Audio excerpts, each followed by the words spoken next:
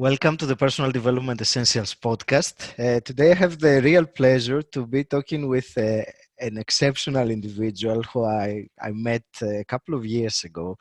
He's an award-winning public speaker, multiple times Tae Kwon Do world champion. He's an entrepreneur, professional coach and trainer, and also a constant seeker of a better self, which I really enjoy that one. So, Kevin Bennison, welcome to the show. It's great to have you here with me. Thank you very much, Aggie. It's great to be here, and thank you for the introduction. It's my pleasure. Kevin, there are many things I wanted to talk to you about today. I want just to start by giving a very brief background about who you are. So you started from as having a young guy, a career in the army as a paratrooper, and then from that you went into the crane business, the lifting industry, which you worked for 19 years, first as an operator of the crane and then trainer.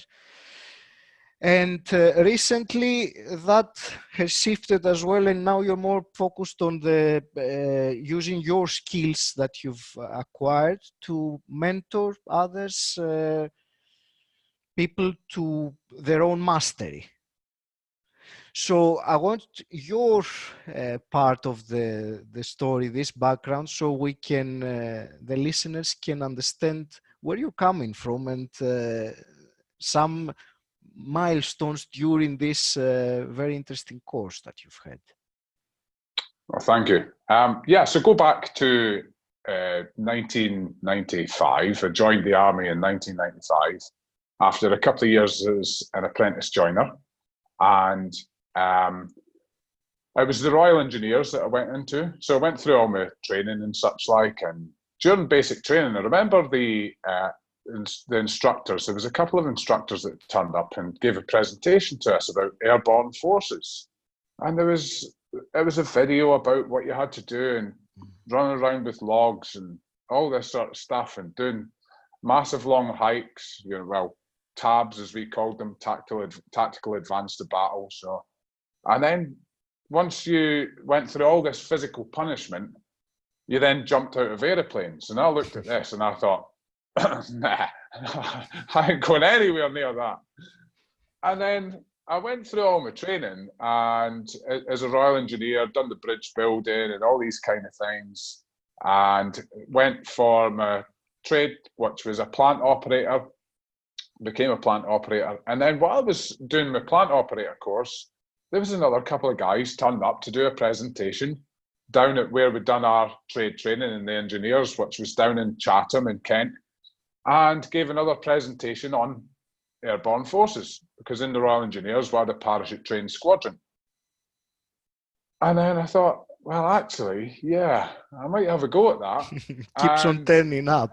yeah, I might have a go at that. I was actually considering the commandos because my dad was in the Royal Marines and my uncle was in the Commando Engineers, and I was considering that. But then I knew a few more people that were going to try out for airborne forces, and a couple of guys who'd already passed.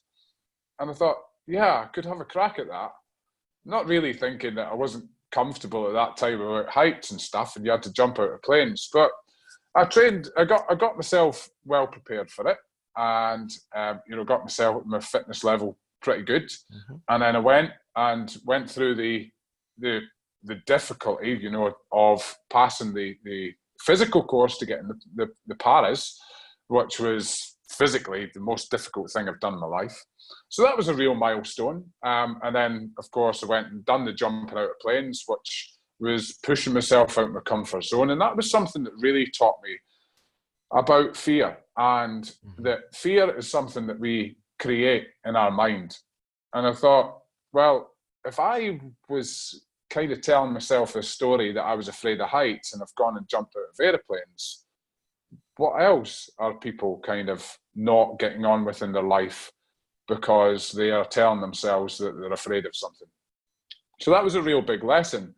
And also while I was in the army, I really learned about leaders I would watch people as they were progressing through the ranks, and I saw really different ways of doing it. And just to categorize it, there was really a couple of ways that I saw where people would progress. One was where people were progressing on their own merit.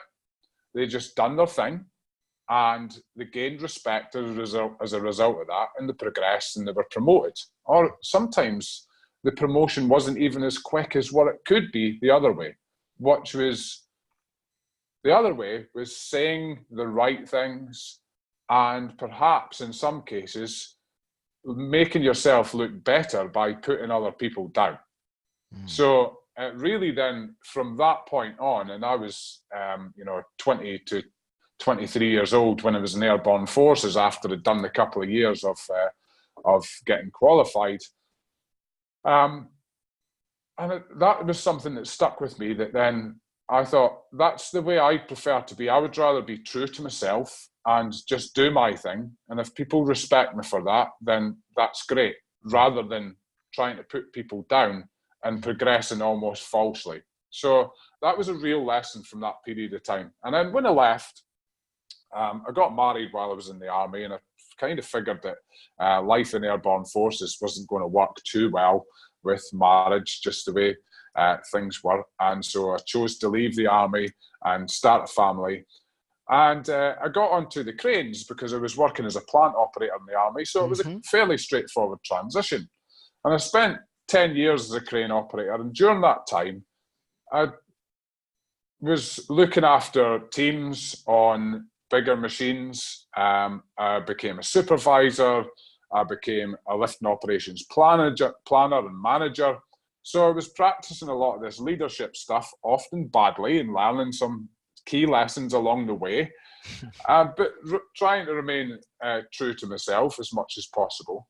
And then I decided that, I would like to help other people get better at what they do as well. So I self-funded to become a trainer in 2010, which was a real significant point, because I didn't really have the money to do that, and was having to try and get mortgage holidays and all the rest of it, which to many people are like, why are you like making yourself skint to go and pay for courses?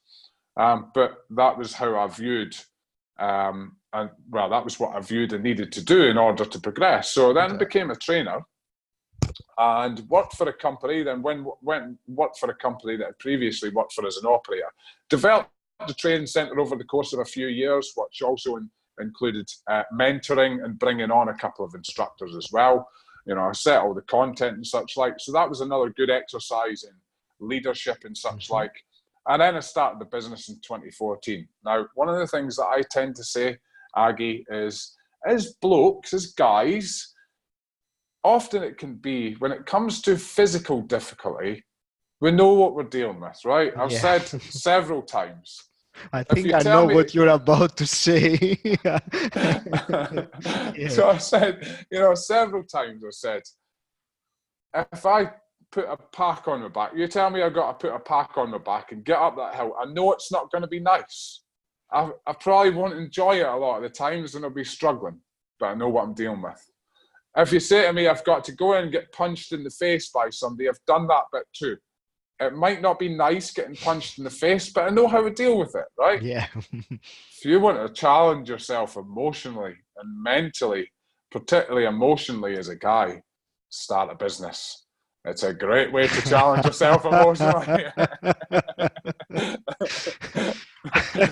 I'm starting to realize that myself. I knew that you would say the word emotionally when you started talking about it. Yeah. Yeah. Brilliant. Yeah. If you want to really get to know yourself, start a business. And then one of the things when I started the business is I sort of anticipated that hopefully at some point I was going to need to have employees. And I thought, how effective am I going to be in leading employees? And I was overthinking it really, like I've done with many things in my life. I've been a perfectionist in the past as well. But I wanted to ensure that I could become the best leader that I could be for people to get the best out of them. And that's when I discovered personal development as well. I've been asking myself a lot of questions over the years, seeking to do as well as I could, but I wanted some better tools to really become a better leader. And fortunately, with all the experience in the past, I was able to pull on that and all the things I'd learned to start really applying that much more effectively. So then I learned a lot more, and of course I got into the Tony Robbins environment. I read some amazing books. I would give a shout out to this every time. The most profound book that I've read or actually listened to, because I find audio I'm very is often curious better. to hear now what you're about to say. This one I can't predict what you're about to say. Yeah. So it may be an obvious one, but it's obvious to me because when I ask people if they've read this book, some people go, "No, I've heard of it." But 7 Habits of Highly Effective People Okay. is the most profound book, and that was recommended to me by another former airborne soldier who's done really well in business. He's been a mentor for me, a great friend, and he asked me if I'd read that book, and I said no. He says, go and read that book. And that was life-changing, game-changing. That was before I got into Tony Robbins. And then, of course, I got into the Tony Robbins environment and also qualified as a practitioner in neuro-linguistic programming. And these were all things that started adding on and gave me the tools to draw upon my experience, because you can be given tools, but if you don't know how to use them or use them effectively, you could have all the gear and no idea, right? So fortunately, from my experience and seeing other people operate as leaders and me having to step up as a leader at times as well myself, it then worked well with taking these tools on board, and it all clicked together to then work towards becoming that ideal leader. Which it's not about using strategies and techniques. I've learned it's about just being a leader, being the role model, being somebody that people would like to, they aspire to be as well. And I've tried to live by over the past number of years, become somebody that other people want to be and help them become that too. So there we go. That's my typically verbose way of going through my back catalogue. No, that's great. Thank you, Kevin. The thing I'll touch upon what you just said about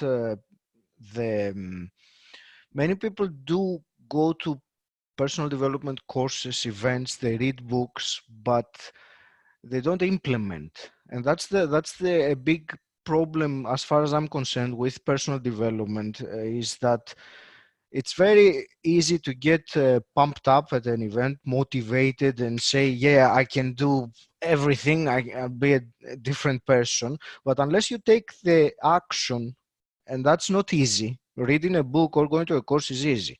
Getting influenced by an inspired person like Tony Robbins, it's so easy. I think it's impossible not to. But when you get back home to your life, unless you start implementing what you've learned, you're not much better off than before. So it's I understand exactly what you mean. We have to take action similar to our learnings rather than just learning and doing nothing with it, because you said about becoming a leader rather than tools and strategies. So yeah, I appreciate that. I understand what you mean. Can you take us then after I'm going back to the story you were saying, your personal development journey, which I suppose it's ever evolving, like all of us is. Absolutely. Yeah. We are ever evolving, aren't we? So yeah. We are, or we should be, at least. How is that taking you to the next situation in your life? Do you think that it had something to do with your change from the crane industry to the next endeavor or the next stage? Absolutely, without question. Yeah, the work that I've done on myself and invested in myself over the past few years, absolutely, it's taken me from being a person who was maybe struggling to understand truly what my place was in the world. And without going into it too deeply, but this is pretty deep, one of my big realizations last year was all of a sudden, so what happened, right, was in 2017, I came out of a 20-year relationship, which was with the woman I married while I was in the army.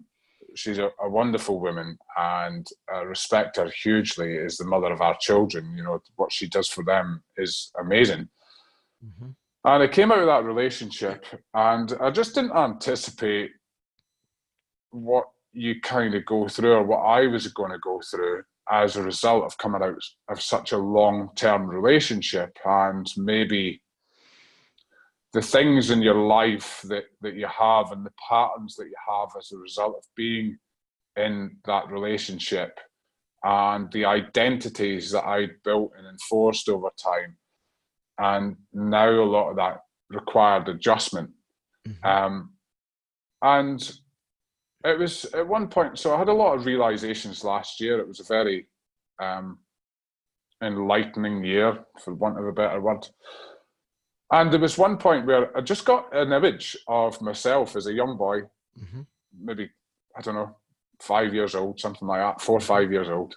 And it was very emotional. It was very moving, because I just thought that young boy was pure love, as we all are when we're born. And at some point, at a very young age, I disconnected from that and started trying to be what I thought I needed to be to fit into certain environments. And so a lot of what I sought to do in life was an element of trying to prove myself. Whether did that be to myself, other people, I'm not sure. But I was bloody good at it, because whenever I went into certain environments, I would seek to do very well, and adopt things and then excel at them. Which was the perfectionist. But you realize that perfect is false. There is no perfect. And when you're a perfectionist, you're placing unrealistic and unfair standards upon yourself and other people. And Absolutely. Therefore, you're never going to be happy with yourself, and you're not going to be happy with other people. So there was this conflict going on that, people could look from the outside and think, Kev's really good at this and he's really good at that, blah, blah, blah. And I wouldn't let people into my weaknesses either, Aggie. I'd have this, I'm all right, I can do this, and blah, blah, blah. And I wouldn't allow people in, and I realised that had to change too. So I had that realisation last year, and that was very emotional for me. And I had to think back and connect back to that young boy and almost start closing that loop, and maybe forgiving myself for disconnecting and the way that I'd gone about things in life. And it's really helped me to connect back to who I am, personal development. I've had some massive, massive realizations over the past 2-3 years. So forgetting where I was going there with that. So the whole thing about, connecting back to myself and being much truer, personal development has helped with that, essentially. So that's where it's now led me to where I am. Yes, and this is what I was getting to. So when I was out in Singapore a couple of weeks ago, I was on the crew. Was that the crewing for Tony Robbins event? Okay. So I was on the crew for Unleash the Power Within in Singapore as the fire team. So how was that experience compared to the UK one? So I'll go into that in just a second. But okay. Just one of the things. So when on fire team, right? What we do is, so we build the fire lanes for people to walk across fire. So anybody who isn't familiar with Tony Robbins UPW, end of day one, you walk across hot coals. Which, if you want to talk about that, we can go into what that actually is. So it's our job as fire team to build those lanes, right? And then make sure people are kept safe because the crew, they're all going, woo, woo, jumping about and getting people going. Whereas fire team, we need to ensure people are kept safe during that fire walk, right? And then we've got a lot of cleanup to do afterwards. And then the next day, when we finish off, we have a bit of a debrief. And we kind of all share, everybody in fire team gets the opportunity to share their magic moments or what was most profound to them. And I suppose this is where personal development's taken me. So I said, life is about juxtapositions and paradoxes. And one big paradox is really that as a result of the decisions I've made over the past few months, indeed even a couple of years, but particularly over the past few months, spiritually, I'm in the best place I've ever been in my life. You know, I'm absolutely comfortable with myself. Yes, there's always room for improvement. And I kind of like to think that sit around 90%, that kind of works for me, you know, where there's that 10% where you can have, you know, you allow yourself a little bit of external validation or, you know, questioning. And so 90% is pretty good for me. So spiritually, I'm in the best place I've ever been. Materially, I'm probably in the worst place I've ever been, simply as a result of the decisions I've made. But that's because I've consciously chose to pursue what is my purpose and my mission, rather than doing the stuff that I felt I was supposed to be doing for the last 40 odd years. So that's where I am. That's what personal development has done for me. That takes me nicely, and I'll come back to the crewing experience later. But I wanted to ask about this concept, the challenge your identity, which is the topic of your talks now at the Evolve Network, and it's something that you were telling me you are very absorbed in personally. So talk to us about this. So identity. Well, what is identity? Identity is our constructs of how we see ourselves, who we think we are. And there are like role-based identities, such as parent, husband, wife, partner, friend, son, whatever. So there's these kind of role-based identities, which are generally helpful, of course, and it's important to honor those to the best that you can. But then there's these other kind of lifestyle type identities, if you like, or character type identities. And the thing with these identities, something creates these, whether it's how we see ourselves or how somebody labels us. And some of these identities can get formed at a very, very young age. And when we start to buy into these identities, we then believe in them. And not only that, we enforce them. So we start living within them and we strengthen them. So, for example, one of my identities was as a physical grafter, a physical hard worker. And that can serve you very well. It can serve me very well. But when it comes to the type of work that actually it relies upon more intellectual work, or actually just sitting and thinking about things, when your identity or your own self-worth is based upon how much work you do and how hard you work, that doesn't particularly serve you very well when you're trying to do something intellectual and strategic, because you feel you need to be doing more. So that's an example. So challenge your identity. Well, the reason it's important to begin with is because we may have these identities, and often we see in life where people have their identities and then something in life comes along and hits them, and now that identity is removed. So as Rocky Balboa says in one of the later Rocky movies, you know, life will smack you to your knees. It will put you on your knees if you let it and keep you there.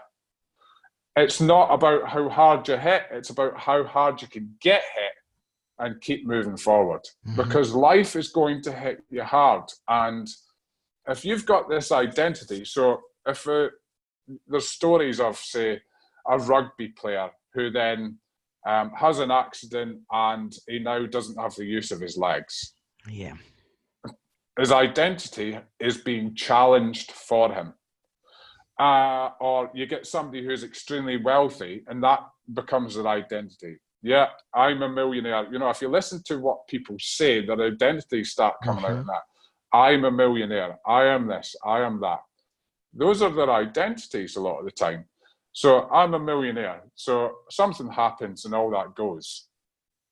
If you haven't prepared yourself for that, or you don't believe that you are much other than that, you potentially are in for, you know, a real period of despair, because you are still you, but you are not what you thought you were. And if you just think of how devastating that may be with some of those identities if they are removed for one reason. So that's why challenging your identity is important. So the way that we do that is you kind of look at what your identities are. You consider with each one how they may have served you. And in many cases, it may just be that they serve you by keeping you safe, which some of my identities have done for me. Yes, I can excel at them, and yes, I can do them better than many other people. But I still know what I'm dealing with, so it's still safe.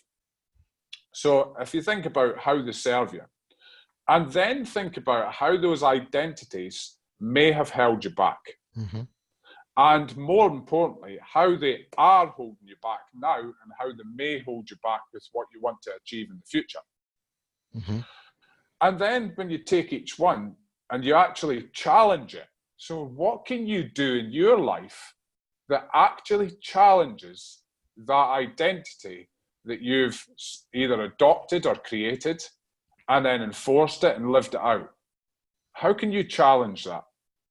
So if you are somebody that sees yourself as, you know, a physical hard worker, which is a common one, you get young lads that leave the school, and this is something else I'm passionate about to work on. You get young lads who leave the school, and the school system has graded them to believe that they're just going to amount to this or this. And they end up, let's say, they go into construction, and you hear so many people in construction, they say, well, I didn't choose to come into it, it's because I didn't do well at school. I'm not taking away from the people who choose to go into construction, because many choose, and that's what their passion is, and that's wonderful. But many will say, yeah, I didn't do well at school, so this is how I end up here. And then their identity is based upon that physical grafter. Now, what about if they have an accident at work?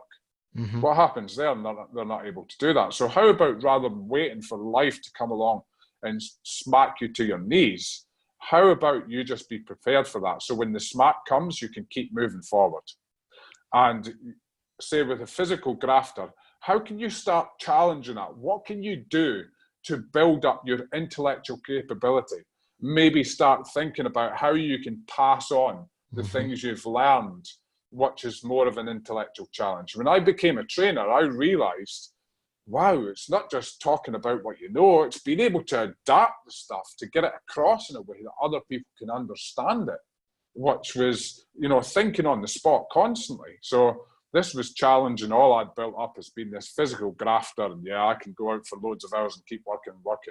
I was having to use my brain. So this is what challenge your identity is all about. It's about looking at what identities you formed, how they serve you, and how they have served you, how they may have held you back, and more importantly, how they're holding you back now and potentially in the future, and what you can do to start challenging that so you can moderate it and it doesn't become you. It's not so much that it's you, it's just part of what you do. Thank you. It's fascinating. It sounds so stoic. This description of challenging these identities before life takes them away, or the life circumstances happen like that. It's something that Yeah, we should be doing much more. I remember the quote, I think it was Yoda, that said, train yourself to let go of everything you fear of losing. And I suppose it's something similar to this, isn't it? Yeah. So how do we challenge our identities? I suppose the first step is to identify our identities, isn't it? Yes. So yeah, just outlined there, the basic process. So think about, and this is, you mentioned about speaking at the Evolve Network, and I'll be Mm-hmm. speaking at some of the Yes Group meetings around the country as well. And I'll take people through this briefly so they can get to understand it, and then they're able Sure. to take away and do it in more depth themselves. So yeah, just firstly, think about what your identities may be. Now, this is, I would say, one of the most powerful exercises you can do in Mm-hmm. self-awareness, Mm-hmm. because you start getting behind this picture that you've painted. You start looking at the artist rather than the painting. Mm-hmm. So the painting is your identity. It's the product. It's you on the outside. So have a look at that. If you struggle with that, ask other people. Ask good friends. Even ask various colleagues. Say, if you were going to describe me just in 5 bullet points from what you know of me, what would they be? Yeah. And just gather information. But if you can do it yourself, then that's going to increase your self-awareness.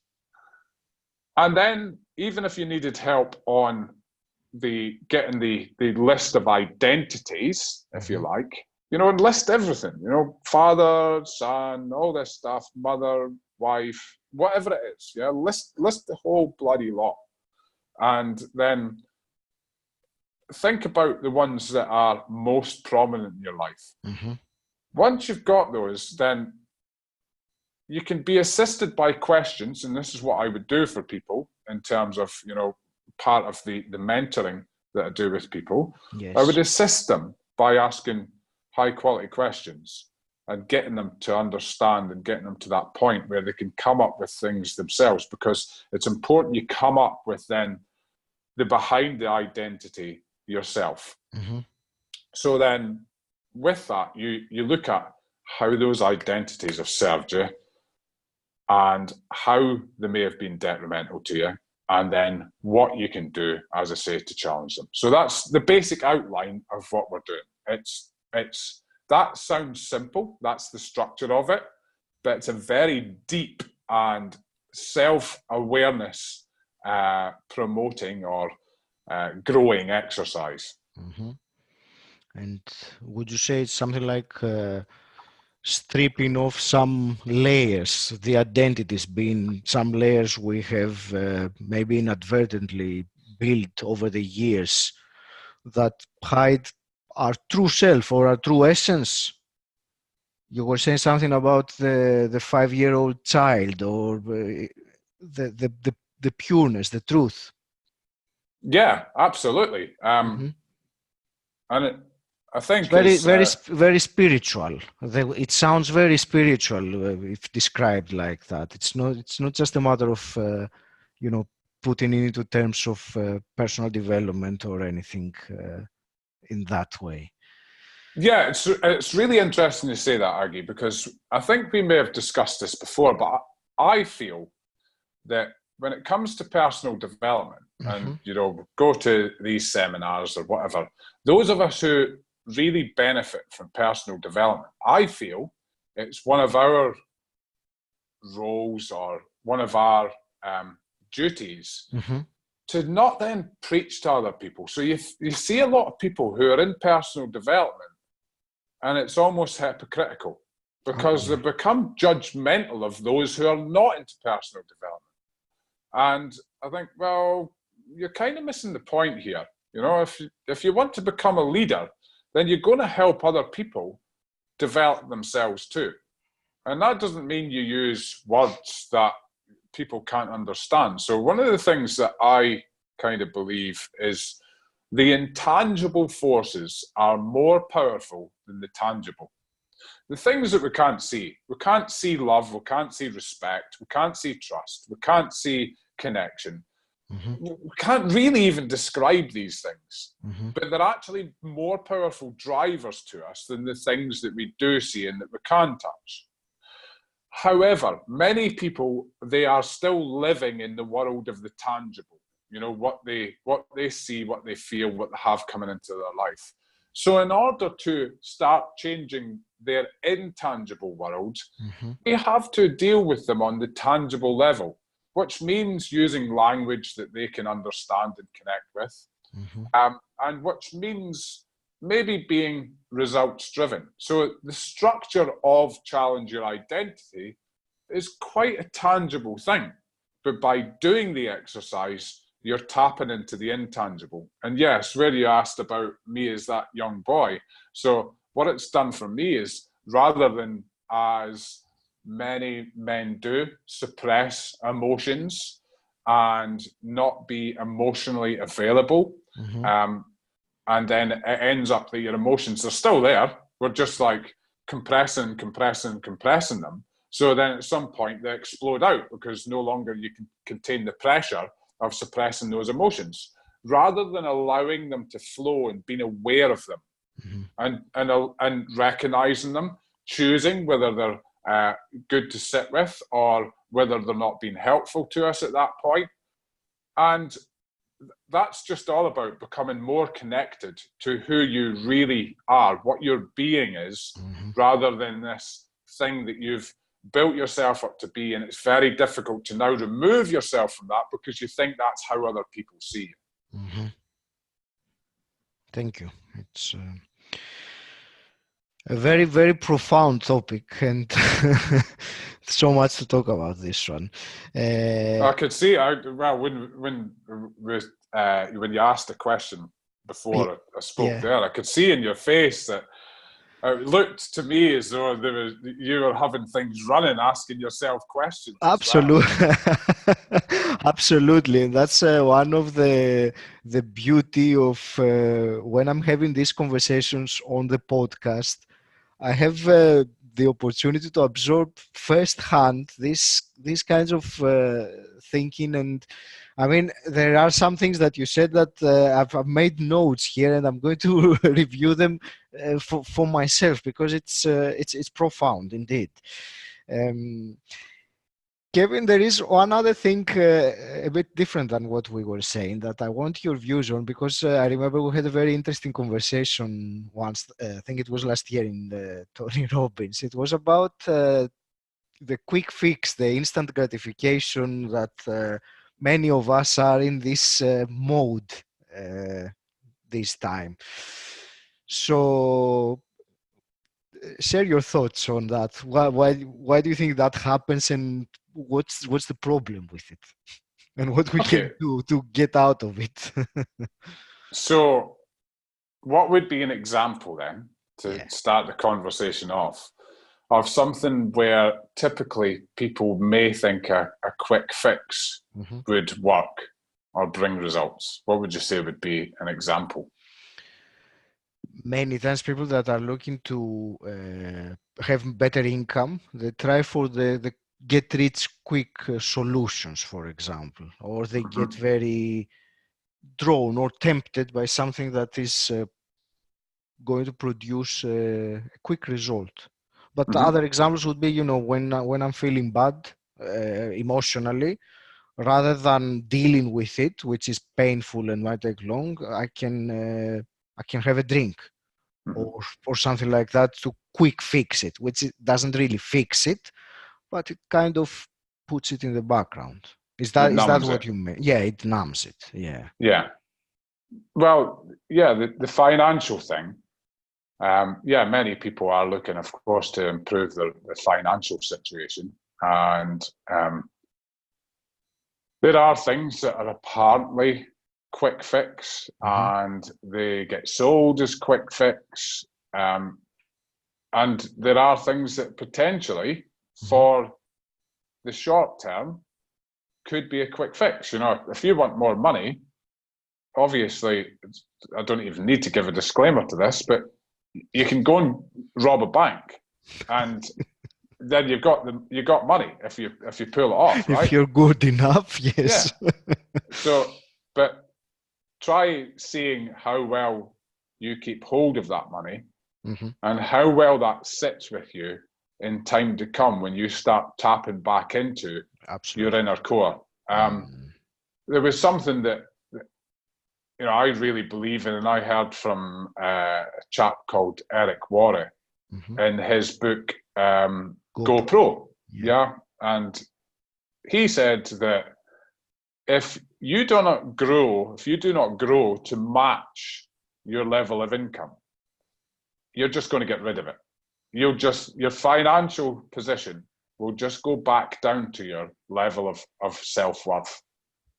So you may get money coming quickly, but if you look at, and we've said this a lot in the personal development world, but if you were to take all the money in the world and then equally distribute it, apparently everybody in the world could become a millionaire.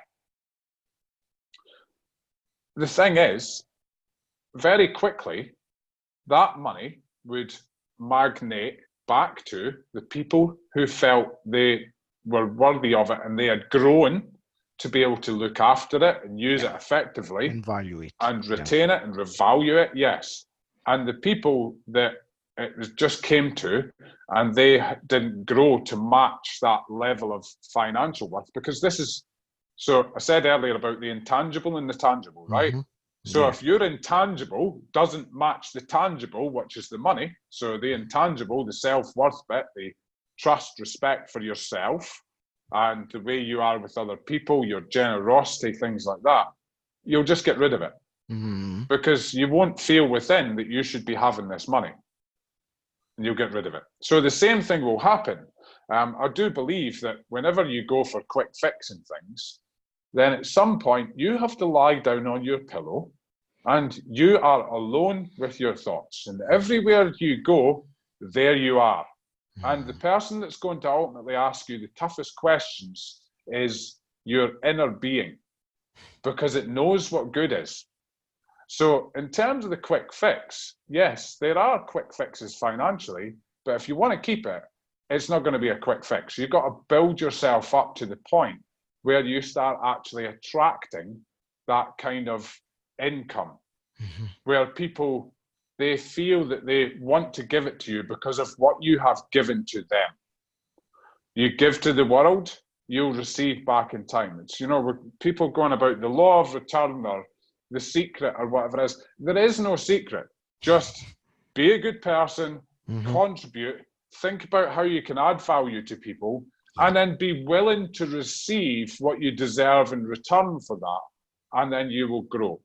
So if you look at another example of quick fix, right? People will, they want to get fit, they want to have a better body, they want to lose weight. Usually when people are about out of shape, they go, yeah, I need to lose some weight. Okay, well in NLP terms, they go, right, so you're moving away from pain, because the pain is you're overweight. You're moving away from pain. So let's look at what is it that you actually want to achieve. What's the pleasure? What's the outcome? Why do you want to lose weight? What do you want instead? Because if people don't get that, then they might go for quick fix of losing weight. There's 1,000,001 diets out there, right? And if you stick to them, you'll lose weight. Guess what? If you haven't become that person that is comfortable with being in better shape or losing the weight, you're just going to put it back on, because a diet is not sustainable. It's a quick fix. But changing your lifestyle and changing and understanding your motivation for even doing that is then helping you grow to become that person that's going to sustain it. Now, I'm very fortunate in that when I was a younger guy, I was in the airborne forces. So when it comes to getting fit and keeping in shape, I understand how to do that. But I did let myself get out of shape. Going back a few years ago, I was over 20 stone. It wasn't too bad, but certainly carrying a lot of excess weight. And I decided to get back in shape. So I then got rid of 3.5 stone within about 3-4 months. So what's that in kilos? That's, I don't know, about 22. 25, yeah. Yeah, something about that. kilos. And I made sure that what I was doing was sustainable. So I didn't go out and go, how do I lose weight? Or what diet can I go on? It was like, what changes can I make to my lifestyle that I'm going to be happy with sustaining? And what is it that I'm going to get out of actually being fitter? So, which was martial arts. It would it would help me in martial arts. And the martial arts would incentivize me with getting fitter, but getting fit would improve my martial arts. So there was a nice little two-sided coin reason for it there. Getting in shape and looking better, that was going to be a consequence of taking that action. Yes. So although because of my mindset, I was able to click back into what I'd known years before, which was this like pretty full-on workout and burning fat, I was able to lose the weight quickly, but that's not the important part. It's then staying there. And that's now 4.5 years, over 4.5 years, nearly 5 years since I decided to get back in shape. And I'm pretty much the same weight as I was as a result of taking that action. Because then that's how I want to be. That's how I want to remain. And I just then had this inbuilt thing that this is how I want to eat, this is how I want to live, and it's much better than being how I was. So again, it's just looking at what do you want in the long term and how do you grow to get into that point, rather than just applying this band-aid or whatever it may be. In terms of, you said about drinking, so people will be dealing with all sorts of emotional issues and such like we all do in our life. Everybody does, but are you going to build a good level of self-awareness, which takes time, and ask yourself questions and grow as an individual so you become more emotionally resilient? So again, when life comes along and tries to smack you to your knees, you can take the hit and keep moving forward. Or are you going to numb it? And eventually you're going to have to sit with yourself and go, I've masked this for years and now it's just built up and it's a huge, huge problem, rather than something I can deal with in the moment and carry on. Thank you, Kevin. You remind me of, it's one of my favorite quotes, that what you get by achieving your goals is not as important as who you become by achieving the goals. Kevin, I'll ask you just a couple of quick fire questions, if that's all right. If you were able to go back and meet your 20-year-old self and you were able to give him a piece of advice, something very important that could potentially change his life, what would that be? You need to be nothing more than yourself. You are good just as you are. Don't consider what you think you need to be. Go with what you truly want and go with what's right for you and what you're most comfortable with, and just live that out. And as well as being a little kinder to yourself, that will help you be kinder to other people too. That's beautiful. And let's say you had the ability, you had a magic wand and you could change something in the world as it is today, anything, instantly. What would that thing be?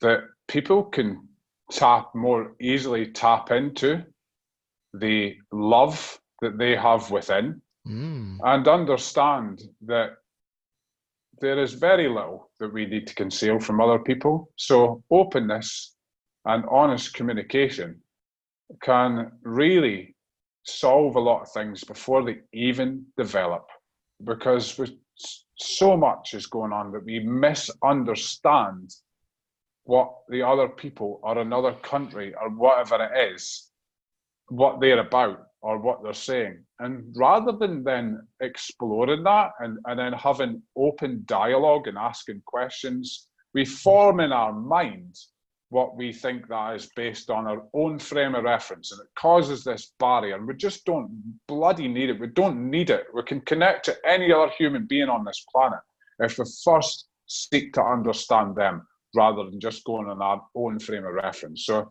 we've got love within. It sounds cheesy, but we're born as a baby with love. Just don't wrap it up. Just tap into it as much as you possibly can and be open, be you. Yeah, so that would be my magic wand, helping people do that rather than living behind these masks. Incredible. Kevin, is there any question that you were wishing I would ask you and I completely missed it? I think you've done a fantastic job and everything is as it's supposed to be, Aggie. Awesome. Kevin, I want you to tell us how can people connect with you or follow you? What's the best ways? Facebook is one way. Mm-hmm. I have of course, my personal profile, Kevin Bennison.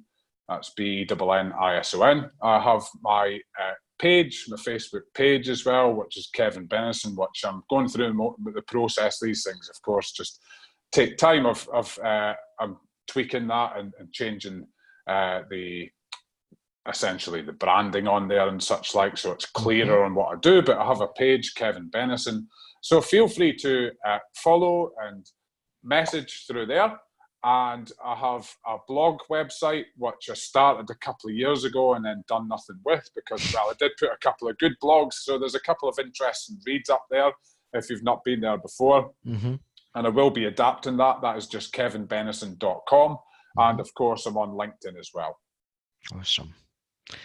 Kevin, thank you very much for your time. I'm grateful to have had you here on the Personal Development Essentials podcast. It's been my real pleasure, and I wish you all the best with your endeavors. Thank you, Aggie. It's been a real pleasure coming on. Great conversation. Yeah, thank you. Cheers. Thank you, Kevin.